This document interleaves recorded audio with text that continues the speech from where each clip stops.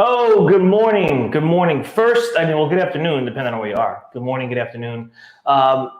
Welcome to Fired Up Live. Question for the audience as you roll in. How does my audio sound? And how do I sound? Because we are testing out a different mic situation. Yes, if you are jumping into the live, we have a little bit of a new setup. Might not seem too new to you, but there's some new things going on here. Tell us how the audio sounds. Can you hear me okay?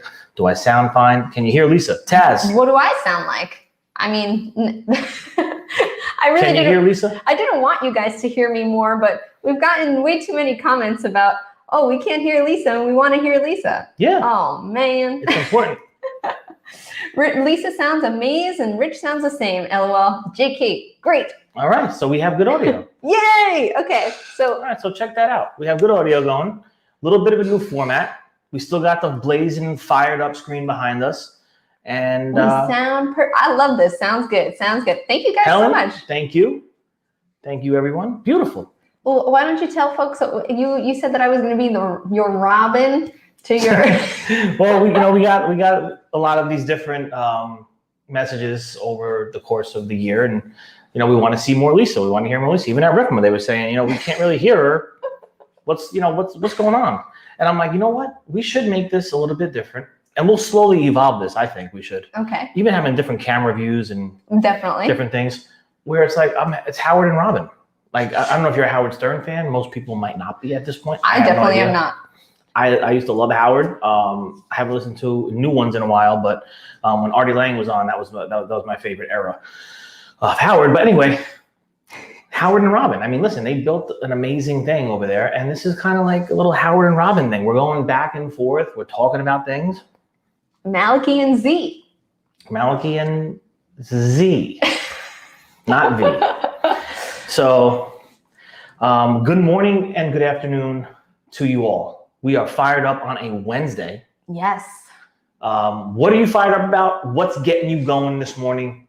There's a lot going on in the world. There's a lot going. We were just talking about this. There's so much going on in the world, let alone each and every one of our own personal lives, our business lives. There's just so much freaking happening. Terry Kelly in the building, Electrolux professionals. There's just so much going on. And we're talking about relationships and how these things, whether it's a business relationship you have, whether it's a personal, a family, a friend relation, all these relationships, life is full of relationships. Yep. It's how we move. It's how we build. It's how we grow. It's how we love. I mean, there's so many different things going on in these relationships. And I was telling Lisa, these things can be stressful. I went through a very, very, very stressful period of my life here in this building, at home, living with my father. It was strenuous. I mean, there was many days and nights that I didn't know what I was living for. And not that, I'm not saying that from a standpoint of like, I want to hurt myself. I'm saying like, what am I doing with my life?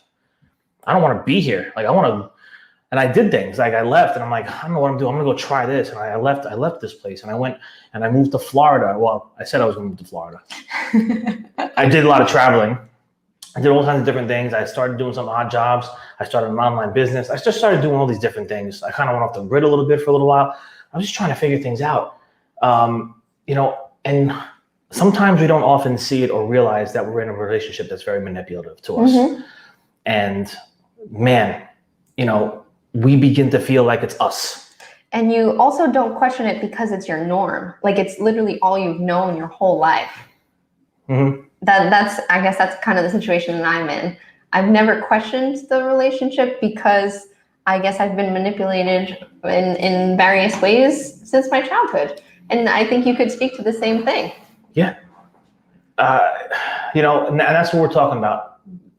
Getting out of relationships that no longer serve you. Yep. If they don't serve you well, why are you still there?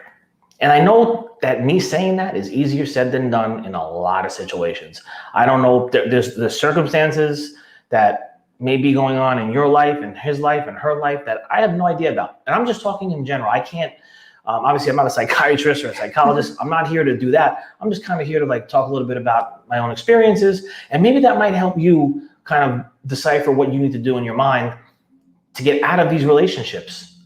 Now, you have to first recognize that you, like I tell myself, you're enough, right? And you've seen people say it before, you are enough, you are smart, you can do this, you can do that. I was in such a way at a certain stage in my life that I didn't think I was good enough. I didn't think I was smart enough.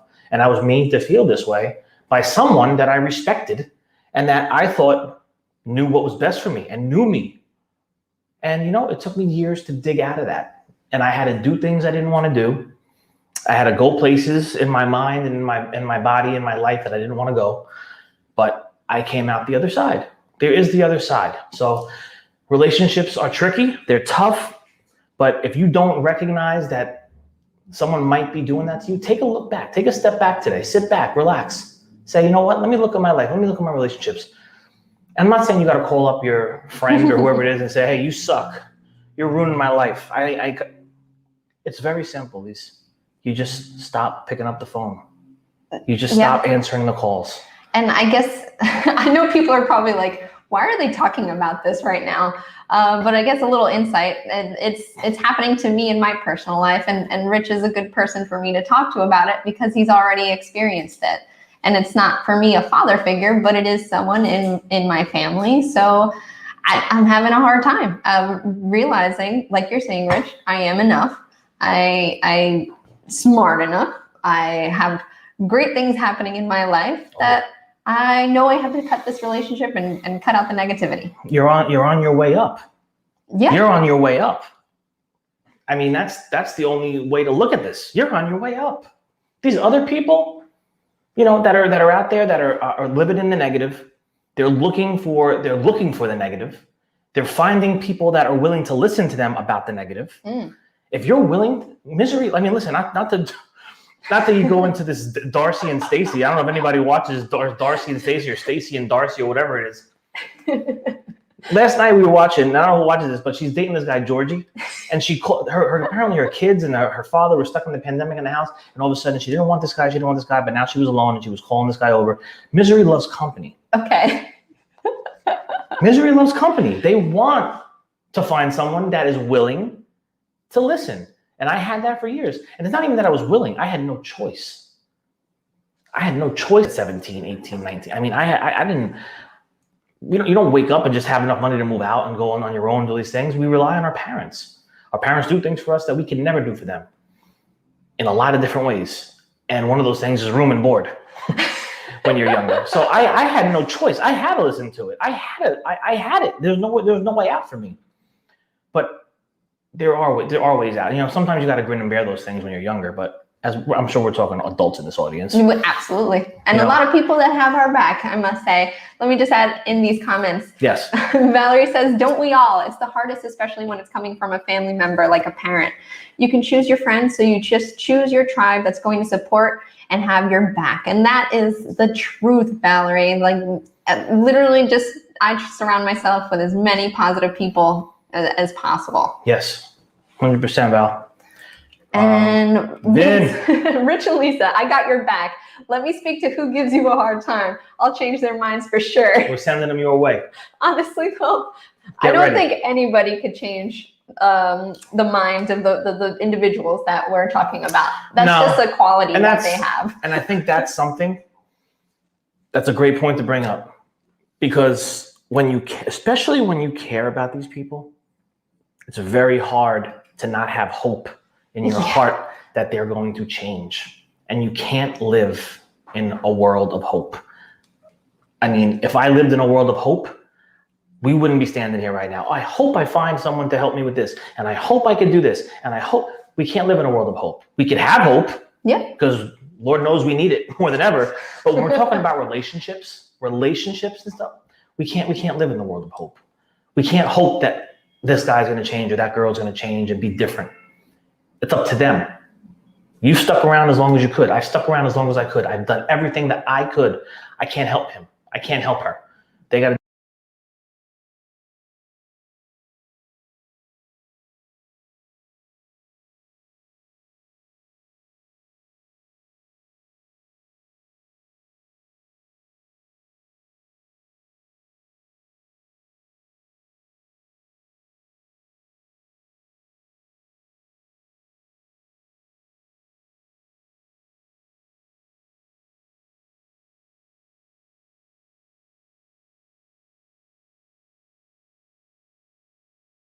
I'm back. Yes. All right. We gotta get new batteries. This keeps happening, and this is the good one. Oh boy. Well, we didn't want to scare you, but happy Halloween. So, ladies and gentlemen, I'm here to tell you that if you need to get out of a relationship that is holding you back, start the process, figure out what that means to you, and don't wait, because time is fleeting. It's constantly fleeting. We can't waste our time on people that want to bring us down. There's just too much craziness in the world. It's real easy to get brought down. Turn the freaking news on. Look at what's going on. I mean, it's easy to be brought down. We have to move throughout our day with a positive vibe as much as we possibly can. Life's going to punch you in the face daily. That's life. But we choose we have the option to choose how we view things and how we react to things.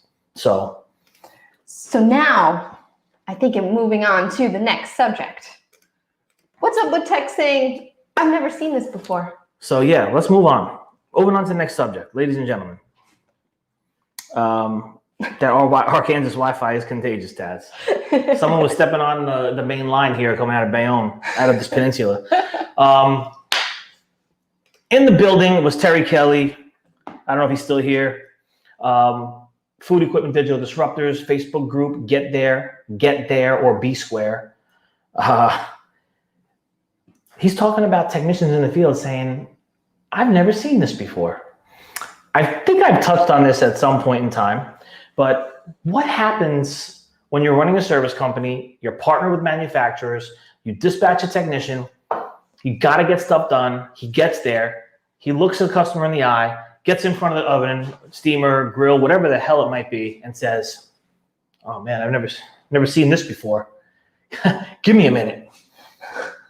This has been one of those ongoing things over the years. I've been here a lot of years, and I've heard my father struggle with it. I struggle with it. Technicians have the capabilities, or is that the right word? Have the tendencies to say things that they probably shouldn't say. We call that diarrhea of the mouth. It's an epidemic. It is. And we were talking about working on something. If you remember, I don't want to put it out there because I don't want someone to steal my idea. Okay. Oh, yes. Okay. So it revolves around gold collar training for technicians, soft skills, and also how to talk to customers in the field. So I'm going to be putting something together at some point. I'm hoping this year to release for technicians and companies across the globe on how to react to certain situations when you're in the field. And this is one of them. Never let a customer see you sweat. That's what I always let them know. We can't let customers see us sweat. We can't tell them we have never seen something before. If we don't know, who knows? We're there because nobody else knows. We're supposed to know. So what we need to do in these situations, and this is a very big learning curve, or this is definitely a teaching moment for that technician. I wouldn't crucify them. I wouldn't say, you're fired, you're done. We have to teach. A lot of this is about all the stuff we talk about in the industry, Lise. Yep. From the sales, from the things we see in the field, so many things. Each one's got to teach one. And that's what's got to happen here. This technician doesn't need to be, brought in and sat down and written up. Listen, hey, Tim, Joe, Phil, whatever your name is. This is not how we handle these situations. I understand you've never seen this before. And I understand that this might be a little scary walking into something that you've never seen before. But you've been in the field for XYZ years. You've worked on this combi oven manufacturer. You worked on those steamers. You worked on these fryers. You have common knowledge of gas, electric within these equipment. We're going to figure it out. When you get to site, Here's the number of the service manager at this company. Give them a call. Let's run through diagnostics. And there's often these times where you see customers might say, oh, well, your technician didn't know what he was doing. He was on the phone for 30 minutes. And someone in the industry, once I overheard him talking about this situation, and he said, his customer called him and said this. Because the technician didn't know what he was doing in 30 minutes. He said, well, it's not that he didn't know what he was doing. These guys work on 50 different pieces of equipment every day. I was going to bring this up. Would you rather him guess or pick up the phone and call the manufacturer and run through some steps? So that's what he did. It's not that he didn't know. So there's ways to maneuver through each call. And if you've never seen something, that's okay. Now you've seen it. Now you can't say you haven't seen that before. And I was actually going to bring up that point because I've seen this in the field with our techs. They've done a bajillion startups, but in this situation, it was taking a while because he's never seen this piece of equipment before. So here he is going through the manual for at least 20 minutes to find exactly what he needed. Yep. And people don't see that because we're not going to, just because I know how to use a camera doesn't mean I know how to use every single camera. They're all different, but that's why there's manuals. That's why there's manufacturers that have technical departments. That's why these things exist. We don't all know everything about everything. I mean, let's be real here. What's Van got to say? Good. A positive attitude and how to react to a situation solves all problems. These techs need to learn to ask for help when needed. No one knows everything, and the office is always here to support. Never show weakness. Mic drop. There you go. And that's it. Ben's watching from Miami. Bienvenido in Miami. You were not Pitbull. I am Pitbull. I used to think he's Pitbull. Welcome to Miami. So, Van, right, like I said, nobody knows everything. We have offices that support whatever we need to get done. If we have to conference people in for you, we'll get them done. Put the phone down. We're going to conference them in, pick the phone back up in a few minutes when we get them on the phone. However we got to do it, we do it. We have a lot of technology that connects us too. I mean, we could actually show the manufacturer. We could show them things in real time. So there's a lot of things at play here that might not have been at play as short as 10 years ago, 5 years ago. So we are way ahead of the curve. Technicians that are out there, if you're watching this and you're a technician, thank you for what you do. Secondly, understand that there are politics at play. There's politics at play. Customers love, and listen, I'm nothing against the end user customer. This is just reality that we live in. They love to take your words and twist them. They've twisted my words out there. And I've gotten back to from off the road on something. I have something specific in my mind. There was an email saying that Rich said that these things aren't built the way they're used to. And I didn't say that. We were talking about the build on some steel that these equipment use, and I had no knowledge of that.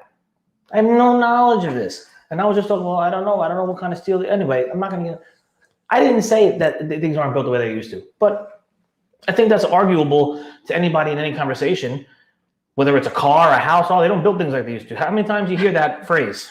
Very often. So it's easy. Yeah, it's easy to twist anything into that. And we have to be careful because there are politics at play, because a lot of times if a customer has a unit and there's a service call placed and then we come back once and then 3 months later there's a new issue, we come back, right away they're screaming, lemon, I want a new unit. The customer, they want new units. We have to be careful with the words we choose. Words matter. And that's why I am so, I don't know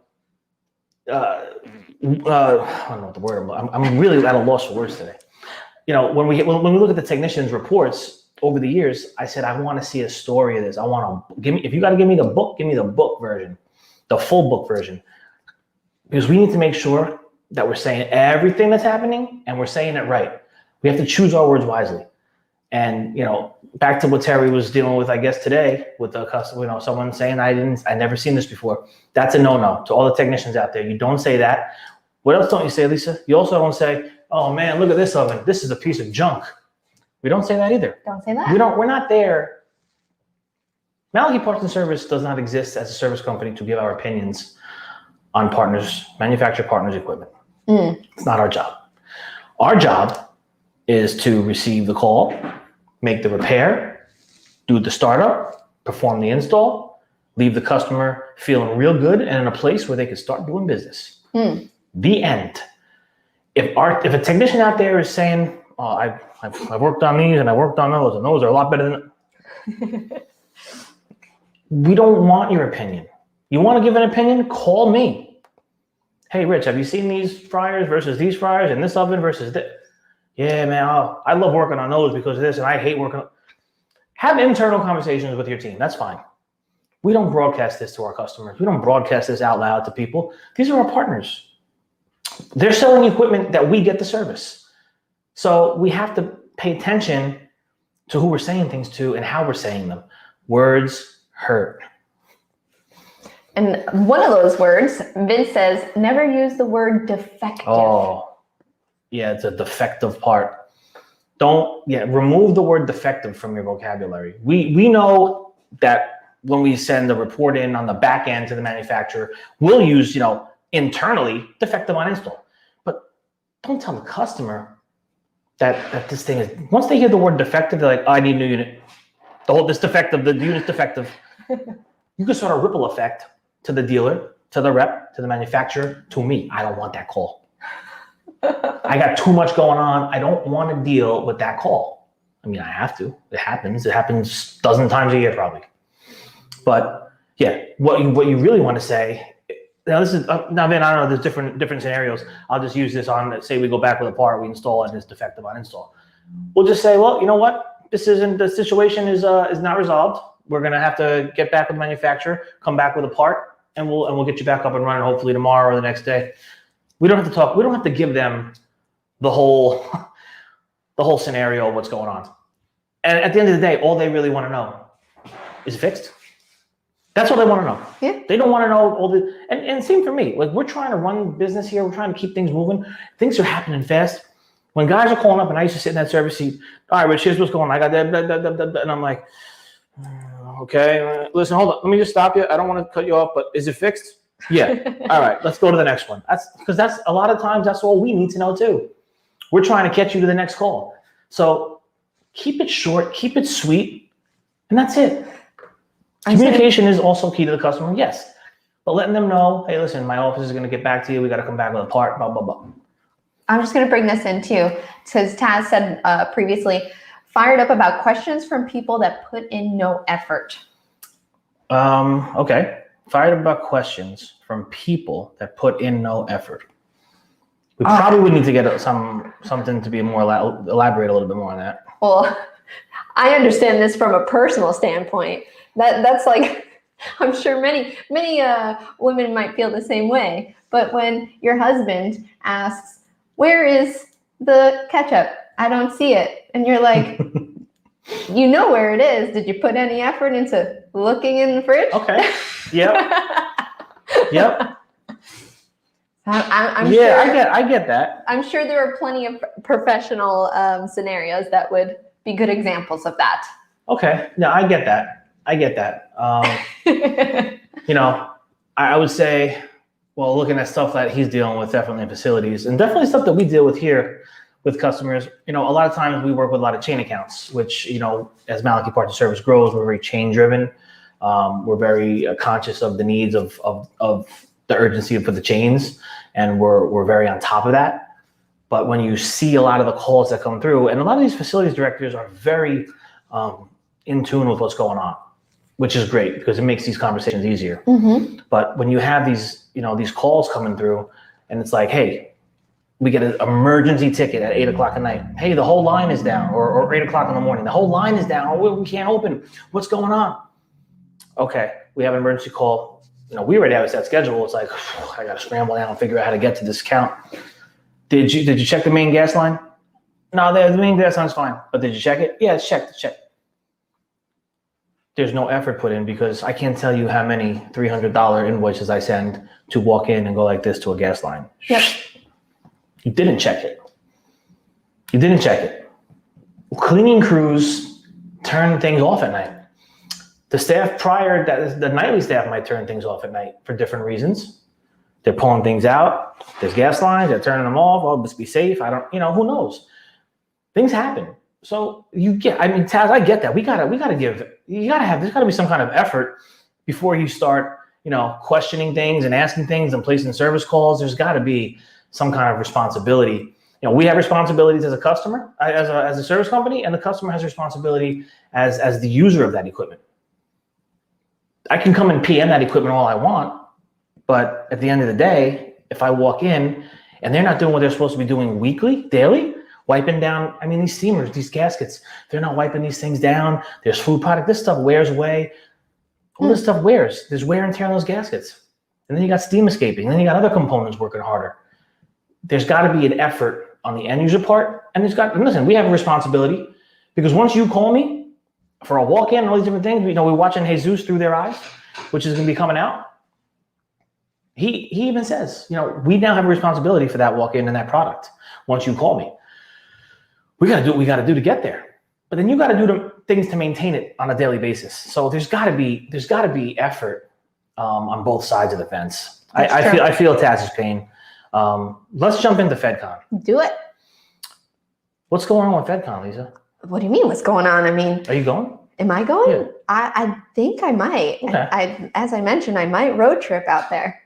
Yeah, that's not happening. So I have to go pick up Quentin. That's true. We gotta figure out how to get Quentin there. Quentin, if you're watching now or you're watching on replay, you got to get to FEDDCon somehow, some way. And let me just mention, because you brought up through their eyes, I absolutely love that both Jesus and Quentin, since I received all the footage back, both of these guys are filming themselves watching the Fired Up live stream. Yeah. That's pretty funny. It. But and they did it. And listen, I think Jesus, I didn't see Quentin, but I saw Jesus. Jesus did a good job. Yeah. Listen, it's not easy to film yourself, and he really utilized the tools we sent him. And yep. I think, as we go on, we'll see how this develops. I think for the first episode, I think people are going to be pretty intrigued. I hope so. I think they're going to be pretty intrigued. If anyone from XOI is watching, I'll send it over to you guys so you can see it and let me know if I should make some changes. But Taz says, let's get him a train ticket. Now, I just thought of this, Lisa, because you're saying road trip and I'm saying, no, we got to get there. But imagine this from a content perspective, and just it would be just kind of cool to do. If we took a train? A bus. If we got a FEDDCon tour bus. Stop. A FEDDCon tour bus. Wait, we picked everybody up? We were in New Jersey. So Quentin would have to make his way to Jersey at least, because we're going across country. We can't go all the way down and then all the way across. We got to just go straight across. That would be the coolest thing ever if we had a Fed bus from home base, Fed quarters, to FEDDCon. We could see if we can get the bus and have it sponsored by right? Taz, look what you did. You put this idea in his head now. So here, let me put this out here. If we get a FEDDCon tour bus to pick people up along the way as we make our way out west. Food truck. Valerie said with a full kitchen. Oh man, well, where are we going to sleep? Those buses are huge. They are? Oh, also. We can stay in motels, like Motel 6s. No, they're these, you don't see any van life I TikToks and things like that. Yeah. There's full kitchens on these buses. But if we're going to be picking people up, I love it. This could be a really interesting thing, though. It could be a whole show in itself. The road to FEDDCon. I wish that I could put overlays on here. Maybe I have to look into it, because it would be so funny to just put in a quick video whenever we have an idea based off of these conversations that we have with Fed Nation. Y'all sleep, says Taz. I do. I try at least 7 hours each night, Taz. Yeah, I get a good 6. I get a good 6 in there. I got a 6er. Man, that would be a pretty cool thing, though. I don't know. But talking about FEDDCon, we'll put a pin in that. And I'm probably going to end up at some point today looking up rentals of van tour buses. RVs, a huge RV. A huge RV. We might have to think about that. Okay. And would you want to be picked up along the way? We're going to be passing through Arkansas. Yeah, but Taz is bringing the whole family. I don't think we can. It'll be like the Griswolds. Save the neck for me, Clark. That'd be pretty cool. It'd be pretty interesting. Okay, FEDDCon, listen. Food Equipment Digital Disruptors, the only conference for digital branding and marketing in the food equipment industry. Taz says 7 hours. You must be rich. I wish. I really value my sleep. Sleep's important, man. Don't undervalue sleep. I'd rather be poor and get 7 hours of sleep. And you know something, Taz, talking about this, Gary Vee, you know, is one of my main mans. And he put out something today or last night. And it was about sleep, and he's got people talking. Uh-oh. What did he say? And he's saying, and I've read this before from him, it's not who sleeps the least. I try to get 7 to 8, Gary Vee. Yep. It's who is productive and happy when they are awake. Oh. What you do when you're awake is much more important than when you're sleeping. And I happen to agree with that. I don't care if you wake up at 4 p.m. If you're rocking and rolling from 4 p.m. to 4 a.m. or whatever it is you're doing, and you're productive, does it really matter what time you're waking up and going to sleep? As long as you got to get your sleep. It's about the productivity. It's about the execution. It's about what's being executed daily. So. All right. So FEDDCon. What were we going to bring up? Sponsorships. We're in talks about the premiere right now. So we talk, and so we'll keep that off the table right now just in case. Okay. Platinum. We talked about that yesterday. Gold, Lisa. Gold. I got to bring it up. I got to bring up my PDF. So we got the gold sponsorships available. Listen, this is the ground floor still. I mean, we're only a couple of years in with what Fed Nation and the Fed Group is. It's a brand new concept. I understand when you're opening and bringing something new and you're disrupting and it's disruptive things that are happening people aren't used to. When I started with this camera some years back and I showed up at the shows and conferences, everyone was like, what the, get away from us, leave me. And now I see people starting to finally jump on videos and they're doing things, all the things that I see that we've been doing and talking about for the last 4 or 5 years. So I see it starting to happen. I think people are starting to shift and understand that this digital media thing is kind of important. And if you want to build and grow, personally, professionally, create new opportunities for you, your team, it's all going down here. So, sorry, did I take it off of your screen? Here it is. Oh yeah, it's good. So we look at the gold sponsorship, and understand, aside from what these sponsorships bring, and what this is like solidifying your commitment and dedication to the skilled trades and the gap, and what we want to do to lift this whole industry up. There's a lot more coming with the Fed membership. I mean, we're really going to dive in and partner with a lot more technical schools and different things of that nature as we go along. So again, this is the beginning of something. This is just the beginning. In 10 years from now, it's going to be one of those things like one of those exclusive, elite, amazing things for the food equipment industry and the people that are part of it. It's going to be a strong, strong community. You're going to want to be part of this from the get-go. You want to be part of this from the get-go. Yeah, absolutely. So let's run through these points, these bullet points for what you get out of the gold sponsorship, because I know that a few people had questions on the co-branded Fired Up booth and what that meant. So with gold, you're going to get gold recognition on conference signage. And that's typical with most conferences. Mm-hmm. You get your branded swag bag item and the Fired Up booth. Okay, so there's 2 gold sponsorships, and there will be an actual booth at FEDDCon where you can go in. It'll be like a social media booth, right? That's the word that we were given to explain this a little better. Yep. So there's a social media booth, like a photo booth, and you go in, there's going to be an iPad set up with a camera, and you can be fired up. And basically, whoever is sponsoring that booth will be branded on any videos that come out of that Fired Up booth, have branding on the booth itself. And essentially, it is a place for people just to get excited, fired up on their own within FEDDCon. Absolutely. Yeah. Absolutely. Then you also get a Connection Express booth, which is your booth in the vendor area. Absolutely. And then you're gonna want to have that. You're gonna want to have a home base to participate in what's going on as people are coming through in droves. Hundreds of people going to be there. I mean, you're gonna want to be networking and talking, and you just don't know what opportunities exist until you start those conversations. and you're going to want to be in the room because you're going to want to be next to the people that are running companies and leading the way. That's the whole point of this. And then you also get, of course, your logo link in bio on the event website and event app, 2 tickets for attendees, early bird discount for all additional tickets, and of course the panel intermission branding on rotating videos between each panel. Yeah. So, I mean, I think it's a great sponsorship for someone, for a company that's really looking to expand into the network, expand into the industry. Even if you've been in the industry a long time and you want to meet new people and figure out where new opportunities might exist, this is going to be a great one for you. And, you know, we talk about the entire conference as a whole and why you want to be there. I have to continue to talk about this. We're super passionate about this. We understand what's at stake when we look at the industry as a whole and how things are evolving so fast. Pandemic showed us how important digital was. I think a lot of people had a lot of eye-opening moments back in April 2020. Yeah. When they realized, they had that moment where they like, I got to get more active. The whole world is about to change and it's not going back. There's going to be no backwards.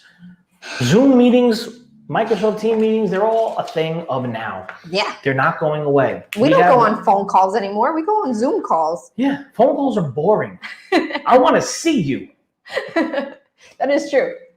I can't be on a phone call anymore. It's weird. It's so weird. Yeah, you're like, oh, you want to talk on the phone? No, yeah. I want to have a face-to-face conversation. Yeah, and sometimes I'll just call my mom like regularly, and my nephew's down there, and Carson's like, Uncle Richie, look at this, and I'm like, I can't see you, dude. It's a regular call.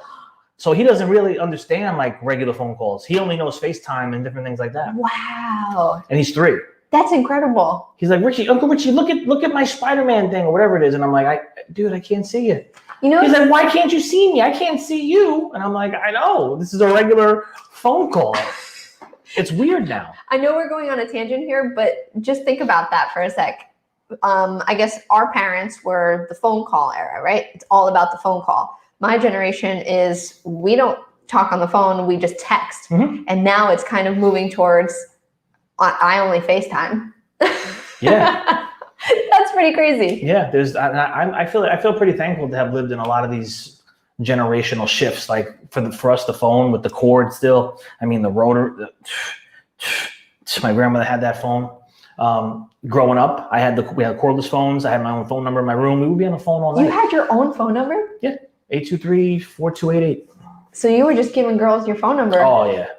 But like even here, like Janine and me and my friend Ryan, we would call each other on 3-way. We have like 15 people on the phone. And we would all fall asleep on the phone talking. Like all of a sudden you would hear someone snoring at like 3 a.m. Yes, I would do that. I remember that. That's back in 1995. Yep. And we had pagers, all this stuff. We had the flip phone. I remember when the Razor phone came out, the flip Razor phone. Everyone got the Razor. We've seen all these different generational things shift. But it's funny because now my nephew, like I said, is he's always constantly looking for me. I'm like, it's a regular call. Taz says my parents use telegraph, youngsters. Yeah. Out on the farm. Out in Arkansas. Morse code. Smoke signals. Pigeons. Yes. I actually knew someone who trained pigeons, mail carrier pigeons. Oh. We should get some for FEDDCon. That would be pretty cool. Drop off a little care package. To everyone. We got to get everyone. Drones. We got to get drones. Oh, pigeons would be so much cooler. It's very vintage. True. And we are fedding to the future. That is true. But listen, FEDDCon, all in all, ladies and gentlemen, there's going to be a lot of inspiration there. We have 2 keynote speakers, one locked in, who's going to be talking to you all about the culture of good. Yeah. Kind of thing. Yeah. Uh-oh. And there's a commotion in the background. Someone got hurt. No. And we have another big name that's going to kick off probably the last day. Yes. To get you all fired up, off your feet, and really friggin' the adrenaline. Oh, I can't wait to announce these. I can't wait. And we're gonna put video promos out. It's gonna be interesting. We're talking about the big dinner, and we don't know exactly how it's gonna go down yet. We're still figuring things out. Actually, when we go to FEDDCon conference in October, we're gonna add to the trip, and we're gonna drive over to Scottsdale to go over some audio visual stuff, yes. menus. So we're going to know a little bit more about the lay of the land. But we're talking about DJs. Are we talking about live bands? I'm voting for DJ. Well, did you look at the live band thing? I did. It's pretty cool. They've never seen anything like that. All right. So we'll see. But Taz yeah. asked, was that a big bucket of sauce in the back? That was. I remember I had people caption that sauce dropping. Yes. That was a big bucket of sauce, and Okay. Tony, Mario, hey, they're making pizza. They're out of sauce. So, all right, listen, we're taking this down, Lise. Yes, we are. We got things to do here. Appreciate you joining on the Fired Up, whether you are watching live or on the replay. Go to FEDDCon.com. Go to thefedgroup.com. Check it all out. Any questions, send it our way. Tickets are on sale. Sponsorships are open. Do you want to be a blog contributor? It could be a monthly, a weekly, whatever you want, as much as you want to help teach the industry what you know. Your expertise matters, your view, your point of view matters. We have one going to be releasing soon by Danny Kuntz. Woo! I'm scared to talk too loud in this mic. So that's it, ladies and gentlemen. Go to FEDDCon.com, get your tickets, show your commitment to the food equipment industry as we build it and grow it. You're going to want to be in the room to network with the leaders, and we're going to be bringing you some really fresh, new insight content to help you with digital branding, help you with the marketing, and also we're going to be going into industry pain points, industry things that we could hopefully help solve. From manufacturer service partnerships, we're going to bring facilities, we're going to have panels, we're going to eat a lot of good food, we're going to be at Camelback Mountain, beautiful views, amazing pool, amazing spa, bring your spouse. Listen, it's going to be an event, it's going to be an experience, and I'm looking forward to seeing everybody there next year, and hopefully all this COVID stuff will be a little bit more subdued and behind us. I really hope that we can continue to move forward. So that's it, at least fired up on a Wednesday, hump day, working our way to Labor Day. Woo! That is it for today. Go out in the world. The world needs you. Make it count. See you tomorrow. Let's go do the crate challenge.